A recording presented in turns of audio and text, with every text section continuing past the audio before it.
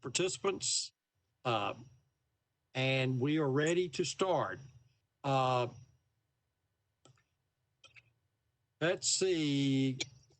We need Ms. Costonis, where's the motion to comply with the governor's executive order? So let me read the opening and then we'll go to there. If you are not satisfied with the decision made by the Traffic and Parking Commission, you may appeal the decision by filing for a writ of certiorari with the Davidson County Chancery or Circuit Court. Your appeal must be filed within 60 days of the date of the entry of the Commission's decisions. We advise that you seek your own independent legal advice to ensure that your appeal is filed in a timely manner and that all procedural requirements have been met. The items on the agenda meeting constitute essential business of this body, and meeting electronically is necessary to protect the health, safety, and welfare of citizens in light of the COVID-19 outbreak. Is there a motion to approve that electronic meeting notice? This is Nora, Commissioner Kern had a first. Is there a second? I second. Okay. That was Betsy Williams seconding. All in favor? Aye. Chairman, Yes. Yes, Ms. Costonis. one change from Executive Order 60 is that all votes must be taken in a roll call vote format at this point in virtual meetings. Okay. All right. Okay, so let me. All right. I'll go down my list. Commissioner O'Connell. A yay or a nay?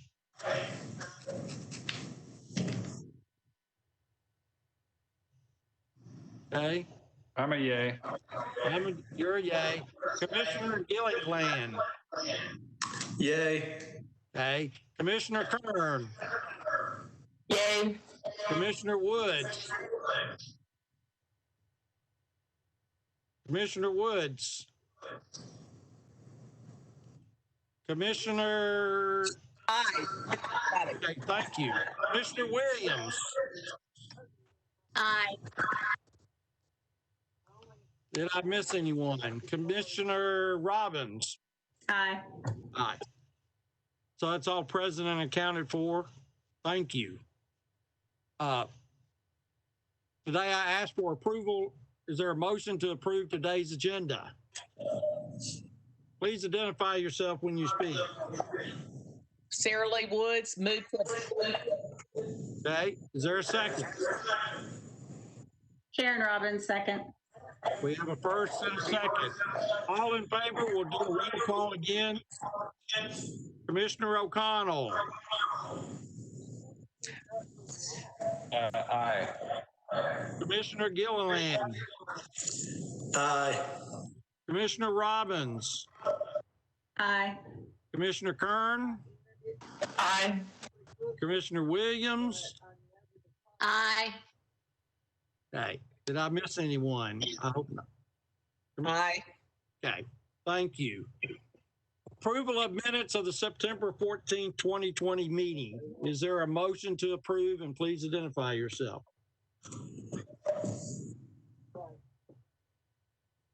This is Nora Kern. I move to approve. Okay. Commissioner Kern moved to approve. Is there a second? Sharon Robbins. Gilliland. Second. Gilliland, second it. All in favor, we'll do a roll call. Commissioner O'Connell. Aye. Okay. Commissioner Gilliland. Aye. Commissioner Kern. Aye. Commissioner Williams. Aye. Commissioner Robbins. Aye. Commissioner Woods. Aye. Okay. Thank you, everyone. The approval of the consent agenda. Please notice that items on the consent agenda will be voted on at a single time. No individual public hearing will be held, nor will the commission debate these items unless a member of the audience or the commission requests that the item be removed from the consent agenda. Has everyone had a chance to review the consent agenda? Are there any items that anyone is requesting additional concerns or asking to be removed? Mr. Chair, can I have just about 30 seconds to Yes. get this? Yes. Yes, Commissioner. Yes, council member, proceed. Sorry, I just meant to review to make sure I don't have to take anything off. Okay. Because there's 4 items, item A, B, C, and D. Is that correct, Mr. Knopf? That's correct, Chair. Okay, just want to make sure. All right. Okay. Item A is a mandatory referral 2020M013AB001, a request for the abandonment of the right-of-way for alley number 76 from Lee Avenue to alley number 71 between 5th Avenue South and 6th Avenue South. Easements to retain requested by NFIV-1 Nashville DT LLC. Item B, mandatory referral 2020M14AB001, a request for an ordinance amending BL 2018-1137 with respect to retentions of easements and amending the geographic information system and alley centerline layer for the metropolitan government of Nashville and Davidson County by abandoning alley number 1715 between Crestmore Road and the southern property line of the Calvary Methodist Church at 3701 Hillsborough Pike, requested by Metro Public Works. I assume that's for this long-awaited intersection? Correct. And I'm sorry, Ms. Johnson, could you put Mr. Bowden as host? He's got some graphics for all these items. Okay. And then, yes, Chair, that is for the realignment project. And Councilman Pulley is on the line. Authorized stop control for Dumas Drive at Mimosa Drive requested by Metro Public Works. And item D is authorized stop control for Goodland Road at Mimosa Drive requested by Metro Public Works. Mr. Chair. Yes. Mr. Chair, this is Russ Pulley. You're reading the consent agenda, is that correct? That's correct. Yes, Mr. Pulley. There's an Welcome amendment to our meeting. Thank you. There's an amendment that needs to be added to the issue from District 25 that you just read off. Would it be appropriate to pull that off of consent in order to get that amendment on there? Ms. Costonis, can you advise? Yes, I think that would be best to do. Okay. All right. So if someone would make a motion, please, to remove item B from the consent agenda, and then we'll have a second motion to do item A, C, and D. Is there a motion to remove item B? So moved, Commissioner Woods. Commissioner Woods, is there a second?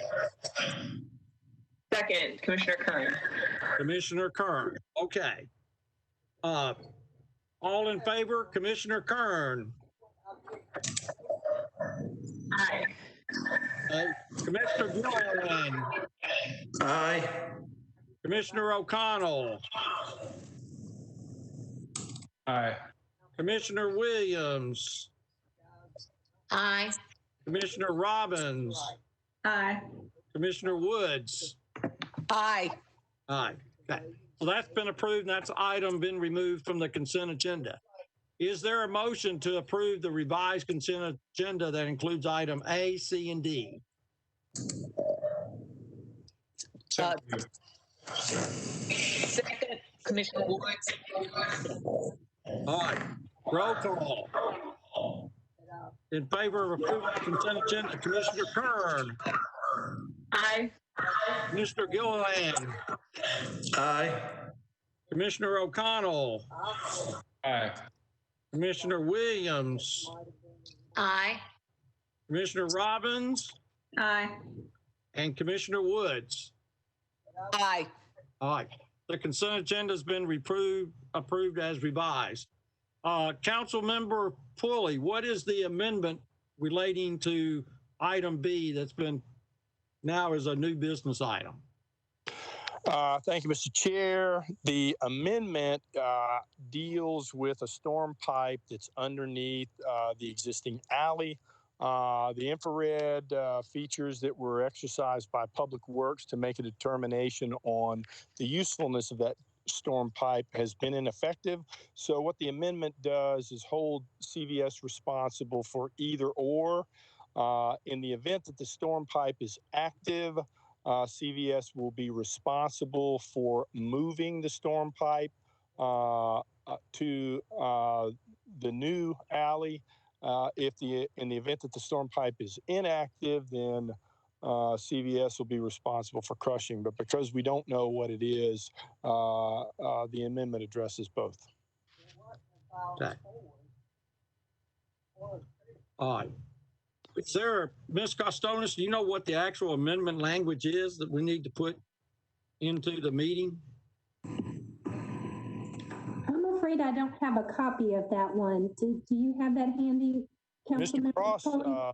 I'm thinking Mr. Cross is on. He can speak to the language of the amendment. Yes, I am on. Please give me a minute to pull it up.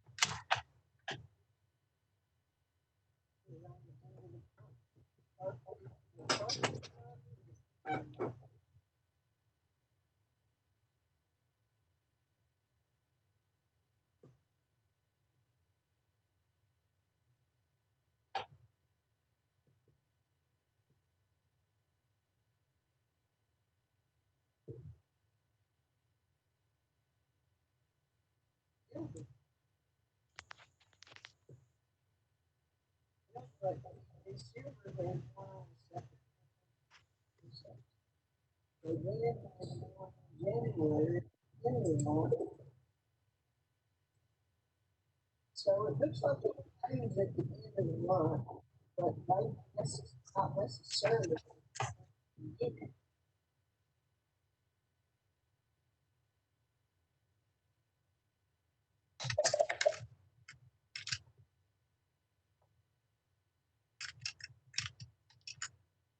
Okay, this is Tom Cross of Metro Legal. The proposed amendment reads, all utility easements within alley number 1715, except as provided herein, shall also be abandoned upon the abandonment of alley number 1715.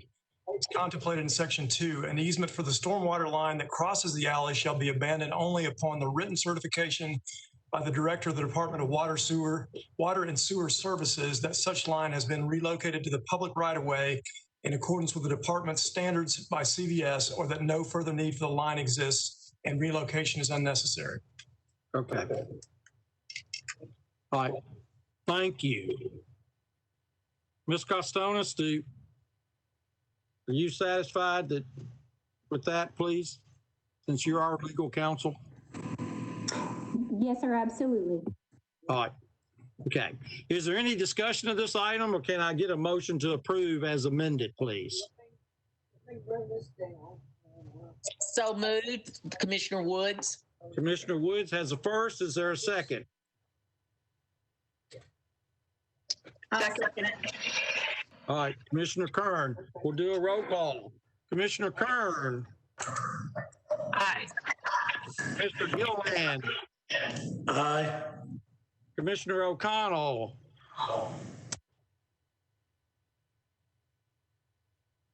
Commissioner O'Connell? Aye.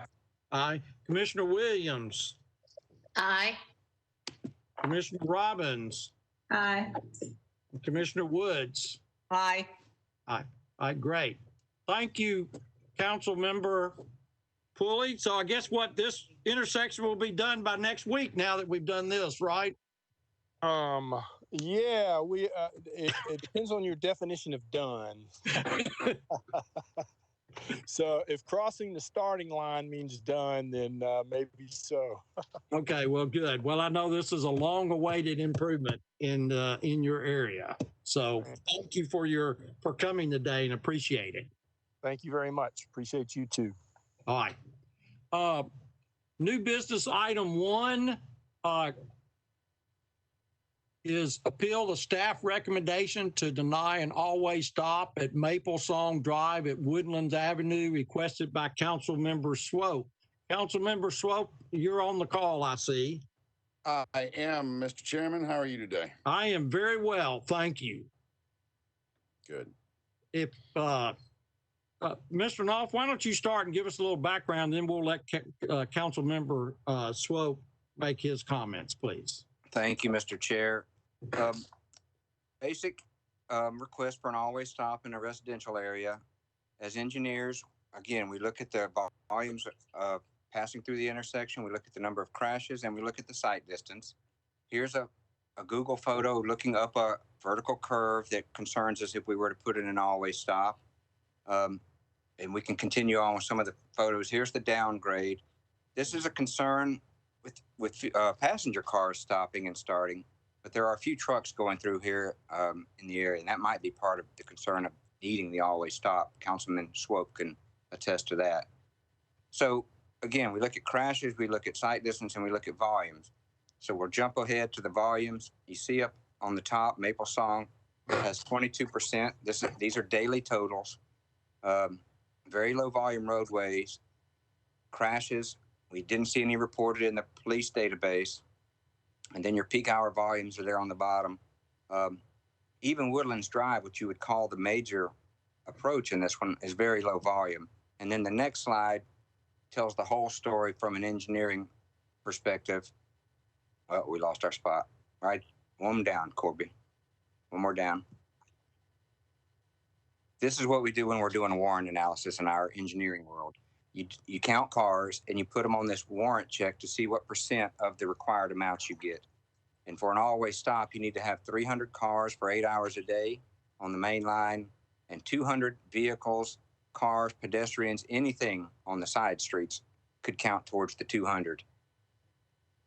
In a nutshell, it just doesn't have the volumes, the crashes, and the sight distance. In addition to that, the vertical curve is a concern for putting in an always stop. That's where we like the citizens or the council member to come in and say, what else is going on out here? Because the numbers just don't meet. Thank you. Was this considered under any other kind of traffic calming or any other plans? And then Council Member Swope, you may address that, I'm sure.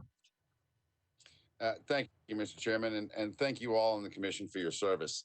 Mr. Knopf, I cannot disagree that this is a very low volume road.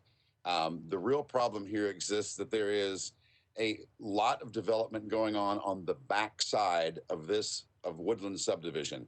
And as a consequence, there are an enormous number of trucks that run 50 or 60 miles an hour down that slope every single day.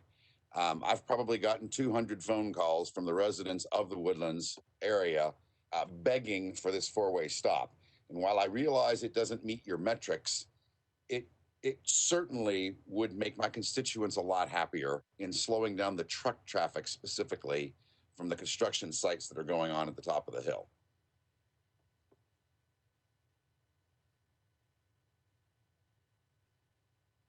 Thank you. Any comment from commissioners? Questions? Chip, I just had a question about the vertical curve. Could you maybe explain a little bit more about what you meant by that with the sight distances? Well, it's not hey, thanks for the question first. It's not the sight distance that concerns me as much as the large vehicles stopping on a downgrade or starting on an upgrade. The noise and the braking that you'll hear for the people that live on the corner, it's just going to be kind of a nuisance. You know how trucks can be loud when they're starting up, or even passenger cars. So anytime you have a downgrade and a stop condition, you just take note of it. It wouldn't be the end of the world, but you can see where it would introduce some braking noise and some startup noise.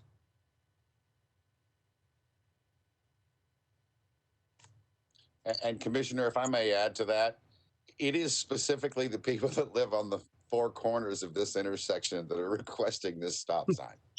Okay. All right. Any other comments, questions? I was just going to ask if the construction is it just a temporary, we're just talking about maybe a year or so, or is it longer term than that? No, Commissioner Robbins, this has been going on for about 5 years now, and there is no end in sight on this one. Okay. This will probably continue for the next 5 to 10 years. Okay. So, I guess with the downgrade that Chip is talking about, if we're trading one problem for another with the 4 corners that are living there, would it go from, if it's a speeding issue to a braking issue now? Is there something else maybe, Chip, that we could do instead of the 4-way stop? Well, I think the chairman hit on the traffic calming terminology. Now, our traffic calming program is represented here with Mr. Hagerty, but he can help me if this is any kind of traffic calming program that we have. I don't think so. And then any kind of traffic calming solutions that you have the vertical curve to add into those as well, if you're talking cushions or anything of that nature. Derek, you might want to step in if you know anything about traffic calming in this area.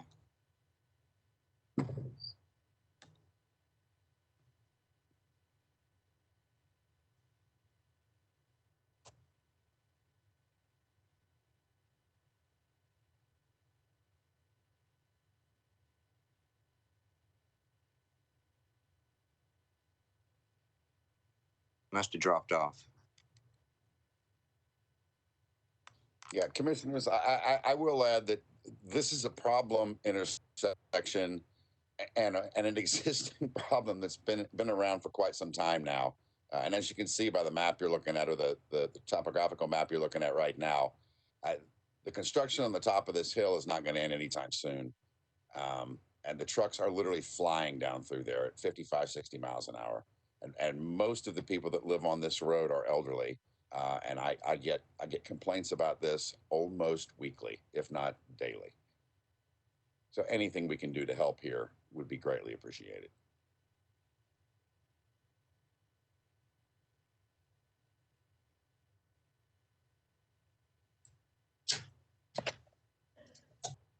Well, given that it seems like the neighbors are pretty well on board despite the trade-offs, I would lean towards kind of the folks that live there, and so I would move to approve the denial, or approve the repeal, whatever the language is. Second.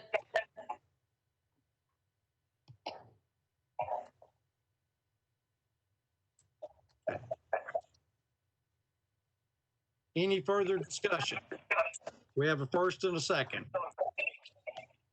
Okay, I'll do the roll call. Commissioner Kern? Aye. Commissioner Gilliland? Aye. Commissioner O'Connell? Aye. Commissioner Williams? Aye. Commissioner Robbins? Aye. Commissioner Woods? Aye. All right. Your stop sign has been approved, council member. Thank you so much, Mr. Chairman. And again, thank you all for your service. You are welcome. Thank you, Councilman. All right. Item 2 under new business is authorize a 24/7 loading zone at 1212 9th Avenue North, requested by Thomas and Hutton Engineering. This actual request is for a passenger loading zone. It is a new development that's going in at that location off of Reverend Enoch Boulevard. Currently, that location is not signed with any type of parking restriction. So Okay. this will benefit them. All right. Council This is member O'Connell, this is in your district. Do you have any comments?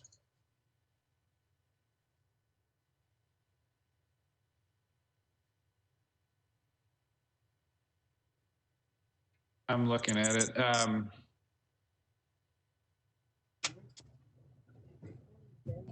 And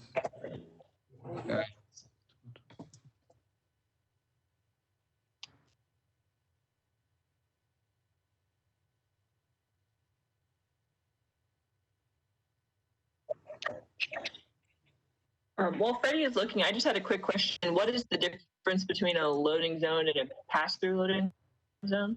A loading zone means it has to be used for loading and unloading of parcels that are too heavy or too bulky to carry by hand. A pass-through loading zone will allow like an Uber or Lyft to pull in and drop off people and pick them up. So for clarification on the graphic you're looking at, see the clouded area in the lower left? It's kind of bubbled out right there. So it's a parking bay. That's what we're talking about. This is new construction, and they're requesting a passenger loading zone.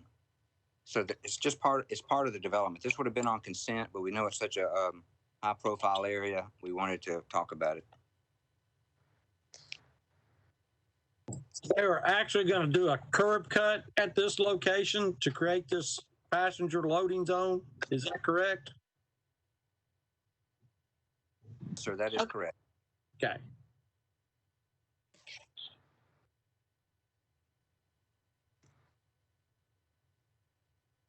I think I'd welcome a one meeting deferral on this, just so I can maybe talk to the project team and work in the neighborhood there. I know there was some significant tornado damage right there through that stretch of 9th, and I want to understand better sort of what the redevelopment plans right across the street are as well.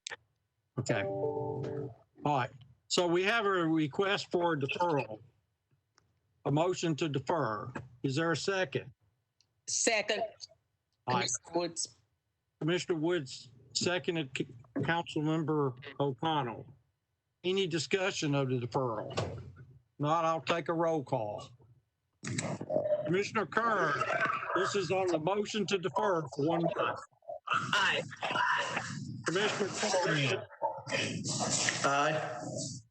Commissioner O'Connell. Aye. Commissioner Williams. Aye. Commissioner Robbins. Aye. And Commissioner Woods. Aye. All right.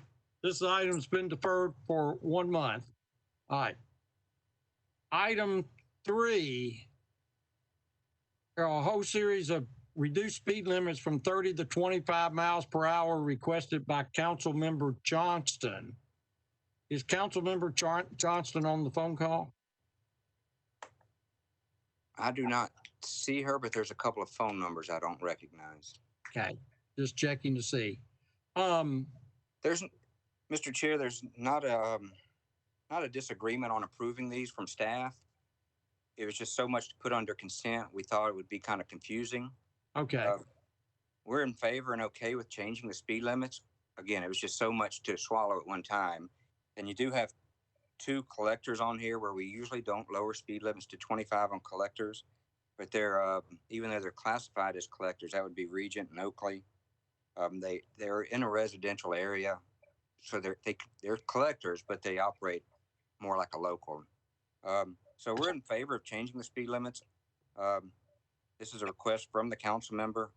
We just wanted to kind of discuss it because there were so many, and these would all qualify for the legislation that keep hearing about for countywide speed limit lowering, with the exception of the 2 collectors, which we would take on a case by case. But so when that legislation passes, these would have been part of that grouping. Again, we just didn't want to put it on consent without discussing it. All right. So, I mean, this begs the question of where we are with the legislation of lowering the speed limit, which has been discussed for almost a year. And we seem to be getting, 8, 9, 10 of these requests per meeting to lower speed limits. It seems eventually we'll get all the streets lowered before there's legislation. You're catching on to our plan. Mr. Hammond is on the line. He's kind of leading that charge. But Mr. Hammond, if you're on here and you want to give us some clarification of where we are, or I can do it either way. I'd be glad to give an update on that. So this was there were a few steps to have to navigate prior to rolling out a countywide speed limit reduction. And we have accomplished some of those that we have not. The 1 or 2 things that are major in front of us, the biggest one for us internally is the contracting, getting a contractor with a contract through the purchasing department. We are working internally on the scope of that project right now. We would need that to turn over this work to a contractor. Our in-house forces simply can't take on, such a massive swap of signage all over the county in a way that we want to do it. Being a reasonably short turnaround time, so that this transition, as these speed limits are changed, doesn't drag on over a number of months. We need it much faster than that. So that's the big internal hurdle, but we have other questions in front of us from a funding standpoint that we continue to navigate. The biggest hurdle that we have accomplished is the completion of a sign inventory. Our sign inventory was several years out of date, and we needed to have a reasonably good understanding of where all the speed limit signs were that needed to be changed. That has been accomplished now for several weeks. And so we have a good handle on how many signs we have and where those signs are. And so that's good progress. So we have meetings internally here this week to talk more about our progress on that and what the next steps are. Legislation standpoint, we had talked to Metro Legal. This goes back a number of months, and so it's worth refreshing that conversation. But as I recall it at that time, the legislation that needed to be put in was not too substantial. There was some that needed to be done just to clarify some of the code that was in place, but we don't feel like that'll be a major thing to overcome. Okay, thank you for the update. Is there any expectation of a time frame? Are we 3 months out, 6 months out, 9 months out? Well, I would. Part of this gets out of our hands when we start talking about trying to procure services through the purchasing department. That is not a fast process, but I would say we're at least 3 months out on that. Hopefully not a lot more than that. The actual work is not substantial to put a plan set together and so forth. That purchasing procurement process is the most substantial part to that. I will add one other thing that affects the time frame that we're trying to coordinate with, although I don't think it'll lengthen it any more than the procurement part. That is, we're trying to coordinate this with a brand new citywide Vision Zero effort. That effort is still under negotiations with a consultant. So we do want to go hand in hand with that effort that's being led by our planning department. Thank you for that update.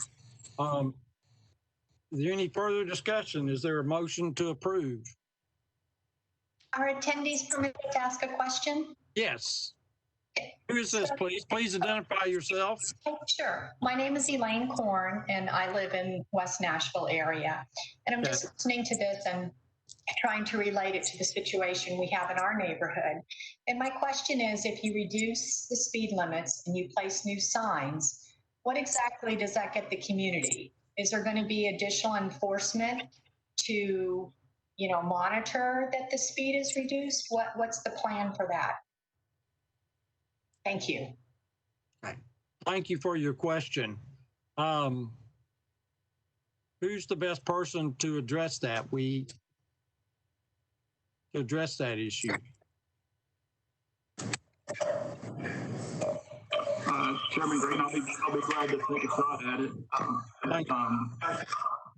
As we have worked towards making this a countywide reduction effort, we have had some discussions with MNPD in terms of, but more along the lines of, how would this work, and is this a good idea? Not so much along the lines of, would your agency be able to enforce this more? And so we right now are proceeding with this project without without the idea that there would be additional enforcement to support it. And that's one of the reasons why we are working hand in hand with that Vision Zero effort. I think it's widely understood in cities across the country who engage in major safety initiatives like that and planning initiatives like that, that you just can't rely on police resources to continue to be stretched to provide additional resources. Therefore,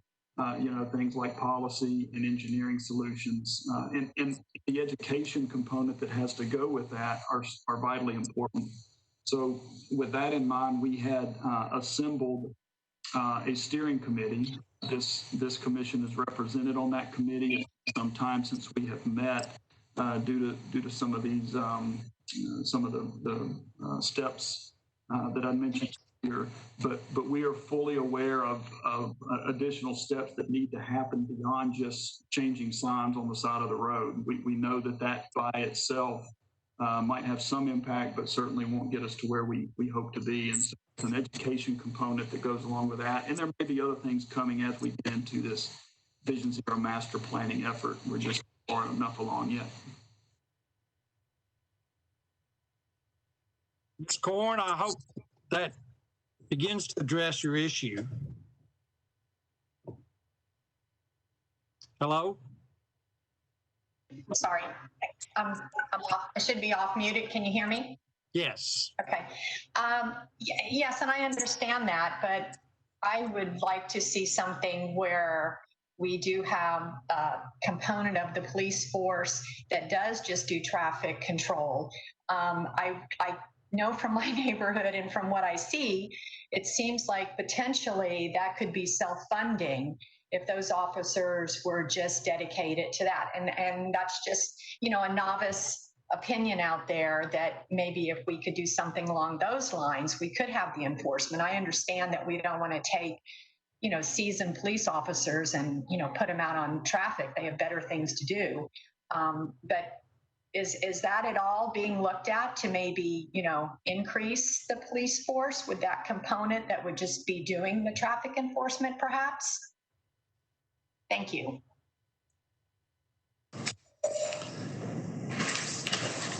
I might be able to field that one a little bit. They're always looking at increasing the total number of officers in Davidson County.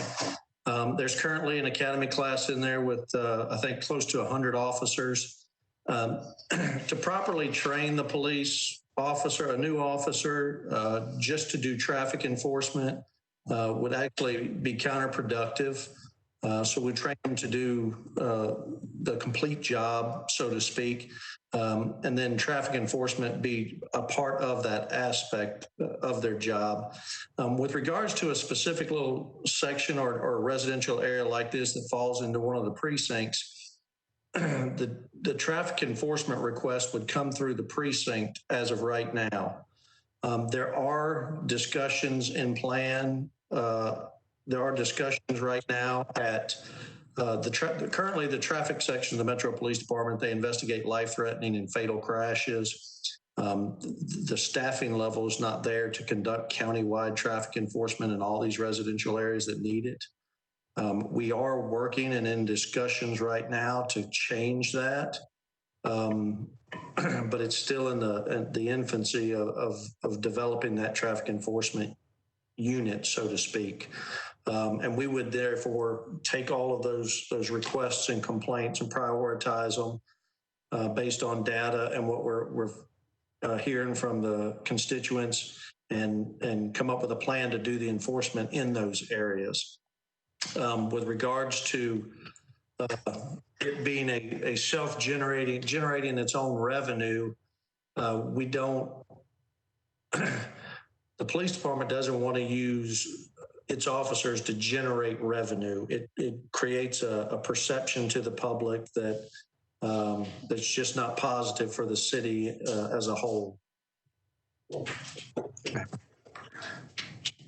thank you.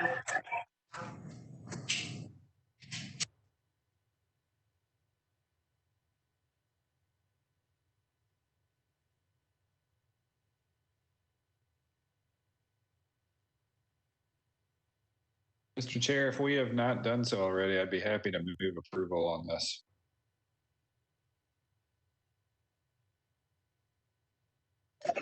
And I'd be happy to second. This is Nora Kern.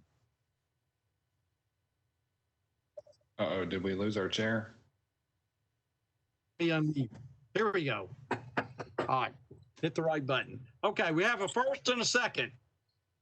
First, I'll take the roll. Commissioner Kern. Aye. Commissioner Gilliland. Aye. Commissioner O'Connell. Aye. Commissioner Williams. Aye. Commissioner Robbins. Aye. Commissioner Woods. Aye. Aye. The motion has passed. And Ms. Corn, thank you for participating as a citizen. Really appreciate you joining our call. Thank you. All right. The next item is an update on valet management and operations. I guess I'll turn this over to Mr. Hammond.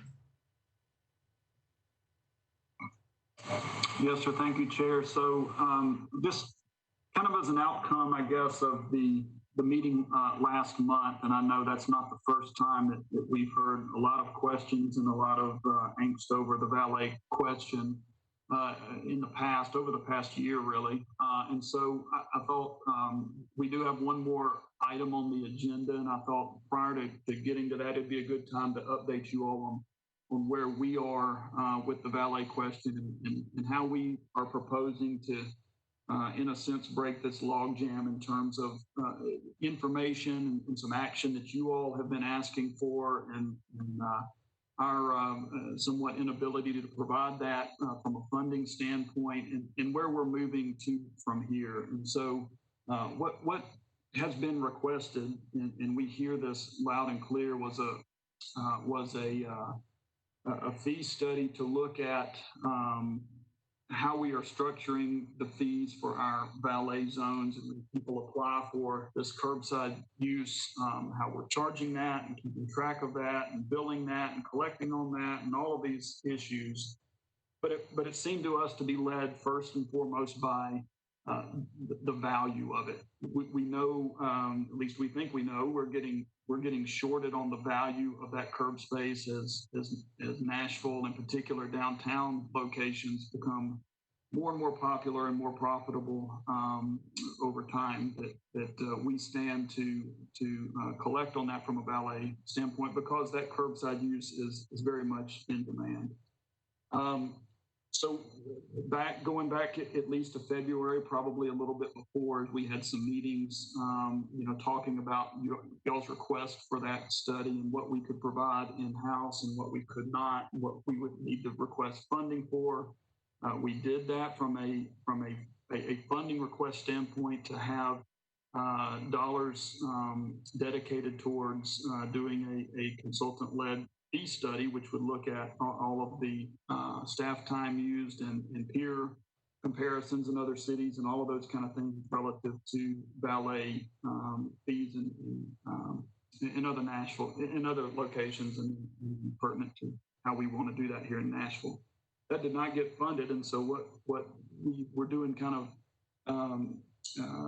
in the meantime is working on an internal policy that look to not change how we structure fees other than how we read the code when it comes to how we are charging for valet applications. And so code does give us a little bit of latitude, we think.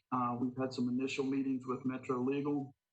And again, this is the process that goes back to earlier this year.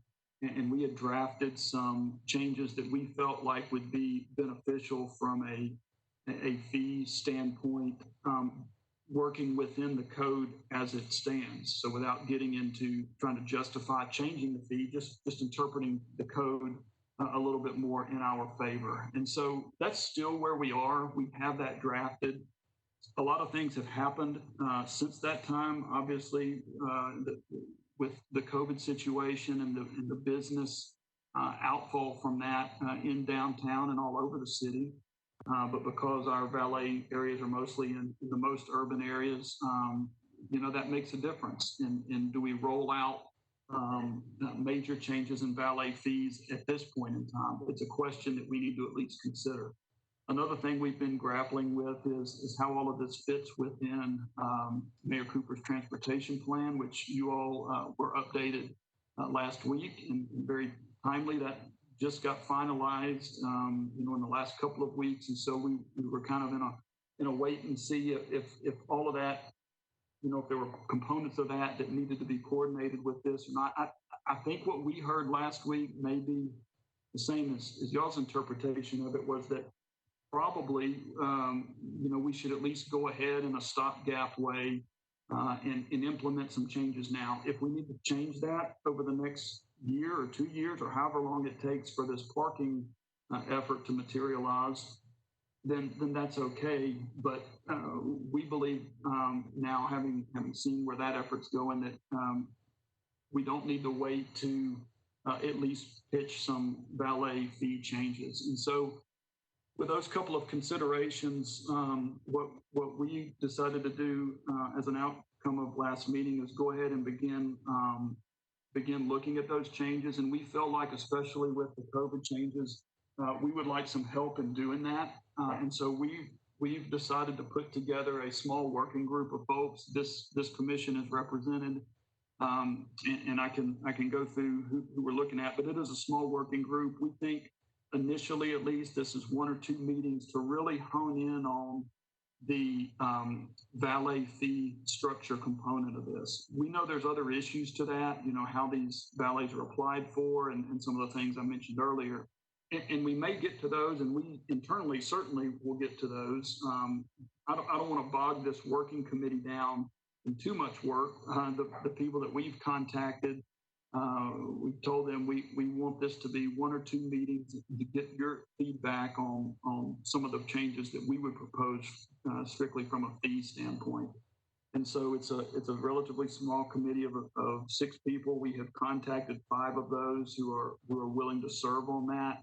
And so we think in the next 2 weeks, certainly we will have had a meeting with them to kind of set the scope of what we want to do and get some initial feedback on where we want to go with the valet fee effort. Thank you, Mr. Hammond. So is there a kind of a time frame you have in mind for coming back to us? I know that may be a loaded question. Yeah, I'll give you a bigger time frame. One of the things our objective would be has to do with the valet application period, which is always begins on January 1st of each year. So what we would like to do is have these couple of meetings with these folks, get an understanding of where we as a city, want to go to structure this.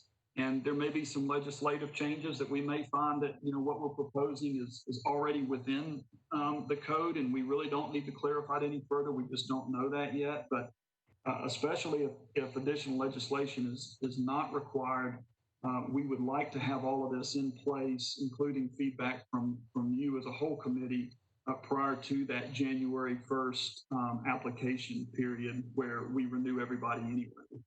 So that would be our biggest time frame objective. Okay. All right. Well, any comments from commissioners, questions for Mr. Hammond?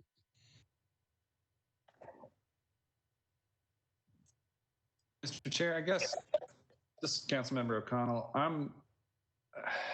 I guess on the one hand, I'm pleased to hear it. I just rewinding, I don't want to find ourselves in the trap where we get to sort of what amounts to a meaningless estimate of what's going to happen. I mean, we heard that it might be 2 months to get this fee study back when we first requested it, and now here we are, about a year later, and we hear we're getting a committee. So I just want to make sure that this produces something that is actually tangible.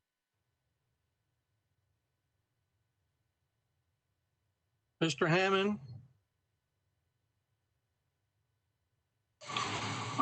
I guess my response would be that we feel like we have something that's tangible today. We don't feel like it has been vetted in a way that, is fitting for a question like this. And especially in light of the business aspects of it. Not to say that, that's going to drive our decisions, but we think it's certainly worth, a wider audience. And that's where we've been for the largest part of this delay is we've had some changes, but we wanted to kind of see where these things are shaken out and want to be responsible in how we're coordinating things. We've all seen, some of the parking efforts that have come and gone in the past, and we want to make sure that these things are well vetted. I fully agree with you, Councilman, and understand your frustration that, maybe it's taken it to the extreme from a sitting and waiting standpoint. And so, we hope we are moving forward fully with the understanding that this will produce something tangible. Hope those delays do not continue. All right.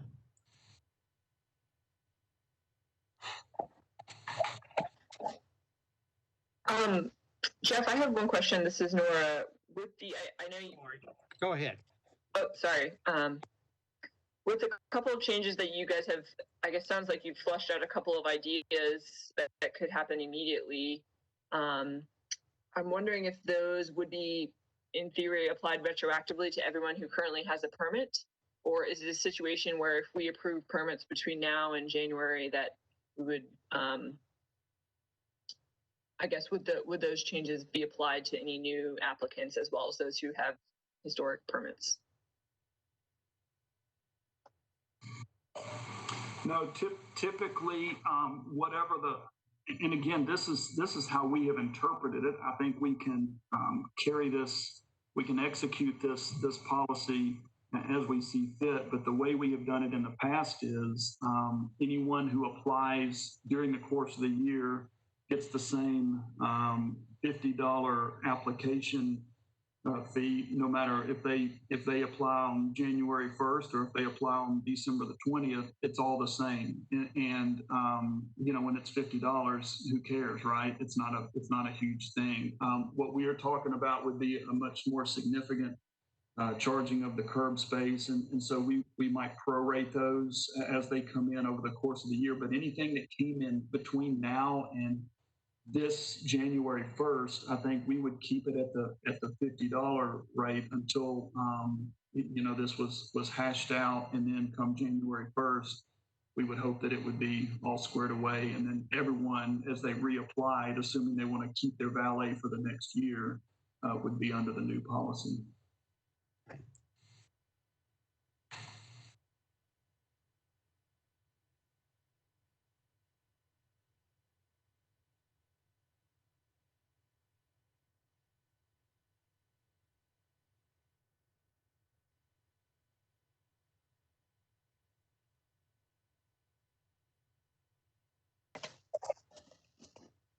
Well, I mean, it does seem like, given that the new window is so close, both for the potential changes and for the new application next in 2021, that it would make sense to just have everyone have a temporary permit until those new changes came into effect, and then start everybody off on the same page at the beginning of next year if they want to apply either for a new permit or for a rolled over permit.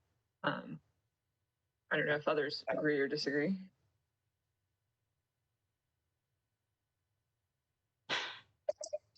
Nora, I agree with that. This is Betsy.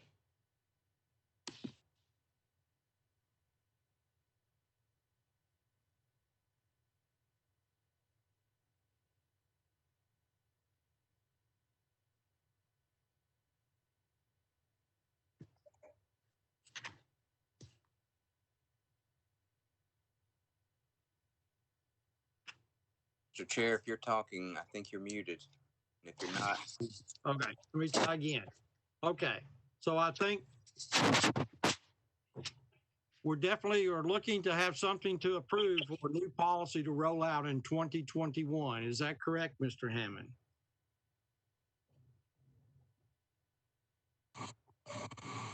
That would be our objective. Okay. I don't want to speak for my fellow commissioners, but I think that would be our plan as well. Anyone else want to chime in?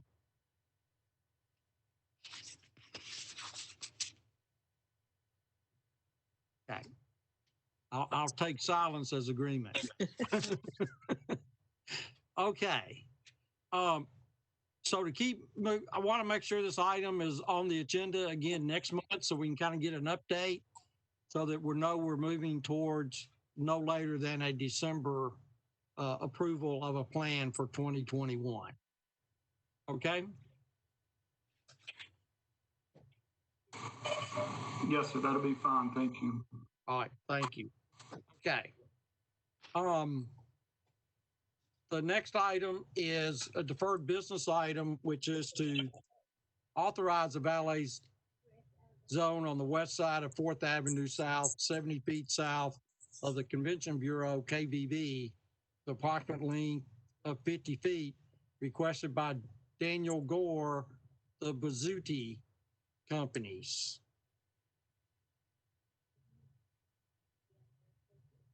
Mr. Chair, we're requesting an indefinite deferral on items 1, 2, and 3, please. Okay, 1, 2, and 3. Item 2 is authorize a 24/7 hotel registration parking only, requested by Bazzuti. And item 3 is that a conversion of 4th Avenue South from two-way to one-way? Correct. Okay. So is there a motion to defer item 1, 2, and 3 indefinitely? Gilliland will make the motion. All right. Thank you, Commissioner. Second. Is there a second? Councilmember O'Connell. O'Connor is the second. All right, we'll do a roll call. Councilmember Kern. Councilmember Gilliland. Aye. Councilmember O'Connell. Aye. Councilmember Williams. Aye. Councilmember Robbins. Aye. Councilmember Woods. Aye. Aye. Okay. That motion has been approved. Item 4, authorize a valet zone at 1 Music Square West for Virgin Hotel, requested by Premier Parking. Councilmember O'Connell, do you have any comments on this? I guess my one question for staff is what prompted the deferral on 1, 2, and 3, but not 4? We've asked Mr. Gore to present his study for the reasons for the changes. And as of now, we haven't received the quote unquote study. So we would like the business to show why the changes are needed. And we just haven't received that yet. It could be back on the agenda next month, but right now we just don't have the process nailed down from the development. I see. So those 3 stand apart from this one in that regard. Oh, yes, sir. The one on the Virgin Hotel, I think we've looked at it and we've studied it along with the requestee. But in the case of the 1, 2, and 3, we're putting the burden back on the requestee to show us why we need to do these things. I got it. Okay, thank you. I'm happy to move approval on this, Mr. Chair, although I'm also eager to get feedback from other commissioners on what we have learned from Mr. Hammond and staff today.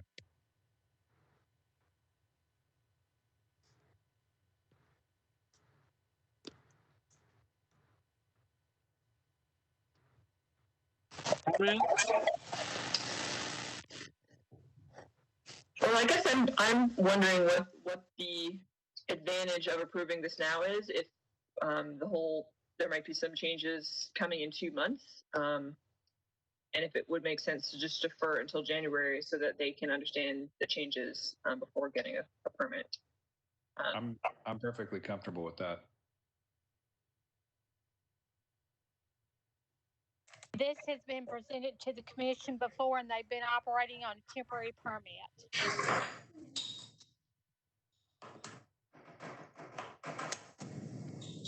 Couldn't they operate on temporary permits until the first of the year? Yes, we can issue a temporary permit. We do them on a 30-day basis. Yeah, correct me if I'm wrong, Commissioner Kern, but that's basically what you're suggesting, correct? Yeah. I would suggest issuing them a temporary permit for the 2.5 months and then have them reapply in January under the new guidelines or new interpretation of the existing policy. Mr. Chair, if Ms. Kern makes that motion, then I will withdraw mine.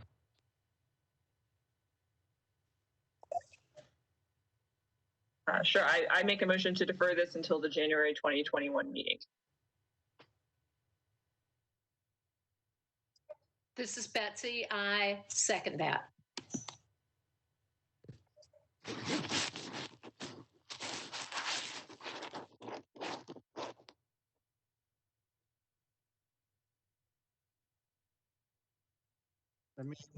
Commissioner Kern. We're doing a roll call. Commissioner Gilliland. Aye. Commissioner O'Connell. Aye. Commissioner Williams. Aye. Commissioner Robbins. Aye. Commissioner Woods. Aye. All right. Motion has been approved. Are there any other, that was the last item on the agenda. Is there any other items for the good of the group that anyone wants to comment on or suggest? Interesting times. Keep your eyes on your emails about a meeting place for November. November the 9th is our next schedule. Okay. All right. Another question? Yes. I'm new to this. Can you hear me correctly? I hear a lot of feedback.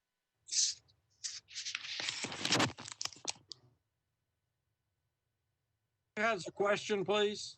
Okay. This is Elaine Korn. I just wanted to know the correct protocol for interacting with your commission. I've sent some information to Mr. Knopf about a stop sign, a four-way stop in our neighborhood that I would like someone to look at to see if we can remove the four-way sign. So I'm just wanting to know, can that be introduced here, or do I have, what's the protocol to do that? I've received your emails and phone calls, and I've got you penciled in for the November agenda, pending our finishing the study, which you I think you might have been on here when we did the always stop for Councilman Swope. Yes. So you'll see the same kind of information. So we just need time to collect the data, and then but you're penciled in right now for the November agenda. Yeah. Okay. And I'll be talking to you. I'll talk to you before then. Okay. All right. Thank you. All right. Thank you. Thank you. Any other questions, comments? Is there a motion to adjourn? I will make a motion to adjourn. Hey, we have a first. Second. Second. I got to do a roll call for legal counsel. Commissioner Kern. Commissioner Gilliland. Aye. Commissioner O'Connell. Aye. Commissioner Williams. Aye. Commissioner Robbins. Aye. Commissioner Woods. Aye. All right. Thank you, everyone, and we'll see each of you on the 9th of November. Thank you very much. Thank you. John, Chip, Yes. do you all know if some of us think it's not safe, to come to meetings, if we'll be able to Zoom in, if we can't attend in person? I can speak to that. I think we should offer that option. I think that we may not, that choice may not be up to us, if I may respond, Mr. Chair. Okay. So the current executive order 60 that we are allowed to do this meeting virtually under expires on October 28th. And we do not know whether the governor is planning to extend it beyond that date. If he does not, the Open Meetings Act will not allow the members to participate virtually in the meeting. Okay. Sorry. Good to know. All right. Thank you. But I assume that we would be meeting in a socially distant place where socially distanced protocols and CDC protocols may be followed, correct? We would still need to follow whatever health department orders are in place at that time. Okay. All right. Well, we'll have further conversations with staff as we get closer. Thank you for your question, Ms. Woods. I assume we can wear a mask if we're, need to. So that's great. All right. Thank you all. Thanks, everyone. Have a great evening.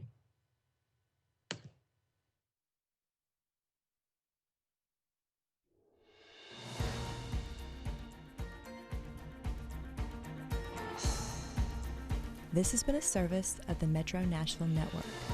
If you would like to see this presentation again, or for more information about this and other programs, visit nashville.gov.